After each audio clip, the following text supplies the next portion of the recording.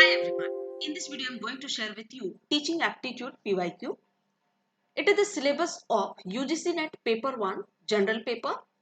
and NVS Navodaya Vidyalaya Samiti. This is the question number 14. Which of the following learner characteristics are likely to influence the effectiveness of teaching aids and evaluation systems to ensure positive results? Learners का characteristic that means एक students का characteristics आपको बताना है किसके through किसको बताना है टीचर्स चेक करेंगी उसका इवैल्यूएशन सिस्टम जैसे फॉर्मेटिव असेसमेंट सममेटिव असेसमेंट मतलब बच्चों का टेस्ट ले लेकर पहले आप पढ़ाइए फिर उसका टेस्ट लेते जाइए तो पता चल जाएगा बच्चे कितना इम्प्रूव किए मतलब उसका लर्निंग प्रोसेस को चेक करना इसीलिए तो लर्नर बोलते हैं लर्नर मतलब जो पढ़ रहा है एक स्टूडेंट उसके बारे में तो चलिए देखते हैं ताकि उसका पॉजिटिव रिजल्ट है उसके लिए क्या क्या कैरेक्टरिस्टिक्स हो सकता है ऑप्शन है लर्नर्स का स्टेज ऑफ डेवलपमेंट जो एक स्टूडेंट होता है उसको स्टेज वाइज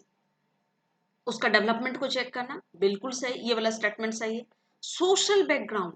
वो सोशली उसका बैकग्राउंड मतलब उसके किसके साथ आना जाना है उसके घर पे वो चेक करना है ना स्ट्रांगली वो लोग कितने हैं नहीं है तो ये चीज रिच मैन टाइप का एंड पर्सनल इंटरेस्ट उसका पर्सनल इंटरेस्ट क्या है उसके बारे में जानना तो ये तो नहीं है social background and personal interest को इसके बेसिस पे एक लर्नर्स का पॉजिटिव रिजल्ट नहीं निकाला जा सकता है ना इसका इवैल्यूएशन नहीं किया जा सकता तो ये गलत हो गया स्टेटमेंट फर्स्ट वर्ड तो सही है स्टेज ऑफ डेवलपमेंट लेकिन बाकी के जो दो है social background and personal interest ये गलत हो गया next learners maturity level academic performance level and motivational disposition true एक लर्नर का मेच्योरिटी लेवल दैट मीन्स जब आप पढ़ा रहे होते हो तो वो किस टाइप का क्वेश्चंस कर रहा है उसके बेसिस पे आप उसका मेच्योरिटी लेवल चेक कर सकते हैं उसी बेसिस पे जब आप उसने टेस्ट लिया एक टीचर ने जब टेस्ट लिया तो उसका परफॉर्मेंस देखा कि वो कितना हद तक वो कर पा रहा है आउट ऑफ आपने 10 क्वेश्चन दिया आउट ऑफ 10 उसने कितना सही किया उसके बेसिस पे उसका एकेडमिक परफॉर्मेंस आपने चेक कर लिया उसी बेसिस पे मोटिवेशनल भी आपने चेक कर लिया है ना तो ये टोटली पॉजिटिव है तो ऑप्शन बी करेक्ट है option C learners family background age and habitation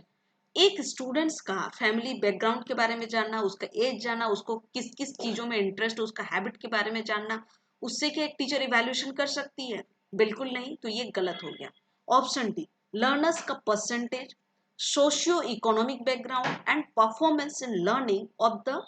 concern subject देखिए लास्ट वाला तो सही है performance in learning of the concern subject एक कंसर्न सब्जेक्ट में जो सब्जेक्ट आप पढ़ा रहे हैं उसमें उसका कैसे परफॉर्मेंस है तो ये सही है लेकिन सोशियो इकोनॉमिक ये बिल्कुल सही गलत है सोशियो इकोनॉमिक बोलने का मतलब है कि उसका सोशली उसके कितने लोगों के साथ अच्छा लोगों के साथ उठना बैठना उसके बारे में जानना इकोनॉमिक मतलब फाइनेंशियली लोग कितने अच्छे हैं और नहीं है मतलब रिच मैन है या नहीं है उसके बारे में जानना है ना उसका परसेंटेज जानना परसेंटेज के बेसिस बिल्कुल नहीं आज अगर बच्चा 100% लाया 100 नहीं छोड़िए 90% लाया है और कल अगर 80% ला रहा है तो इसके बेसिस पे आप उसको मार्क्स दीजिएगा क्या ये वैल्यूएट कीजिएगा ये बिल्कुल गलत है हो सकता है आज बच्चा 60% है ना और कल वो 100% तक भी पहुंच जाए ये भी तो हो सकता है तो इस बेसिस पे बिल्कुल नहीं हो सकता